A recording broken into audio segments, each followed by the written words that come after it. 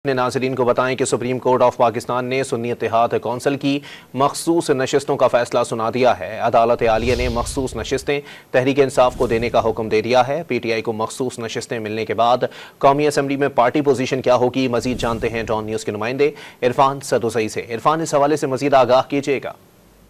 जी, कौमी असम्बली की जो मुअत्तल 23 नशिस्तों में से पंजाब से खवातीन की 11, खैबर पख्तूनख्वा से जो 8 नशिस्तें शामिल हैं, जबकि कौमी असम्बली में जो मुअत्तल नशिस्तें इनमें 3 अक़लियतों की नशिस्तें भी शामिल हैं। तो अब कौमी असम्बली में नून लीग को 14, पीपल्स पार्टी को 5, JUI को जो 3 इजाफी नशिस्तें मिली थी।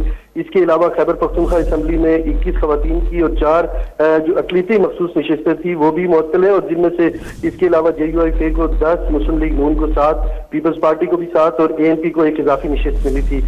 इसके अलावा पंजाब असम्बली में 24 खवातीन की मखसूस नशिस्तें थी और 3 अक़लियती मखसूस जो नशिस्तें थी वो भी मुअत्तल थी। और इसके अलावा यहाँ से नून लीग को 23, पीपल्स पार्टी को 2 और PML काफ को और इस्तेहकाम पाकिस्तान पार्टी को 1 इजाफी नशिस्त मिली थी। और इसी तरह सिंध असम्बली से 2 खवातीन की मखसूस नशिस्तें और 1 अक़लियती जो नशिस्त थी वो मुअत्तल थी, और जहाँ से पीपल्स पार्टी को 2 और MQM को 1 नशिस्त जो मखसूस थी वो मिली थी। और आज सुप्रीम कोर्ट के फैसले के बाद ये तमाम जो सीटें हैं वो इनसे वापस चली जाएंगी, और ऐन मुमकिन है कि जो इलेक्शन कमीशन इसके बाद जो उन्होंने लिस्टें मांगी हैं और उसके बाद वो हत्मी नोटिफिकेशन जारी करेंगे, और उसके बाद ये तमाम सीटें जो इनको अलॉट हुई थी वो तमाम तहरीक इंसाफ को वापस मिल जाएंगी। जी।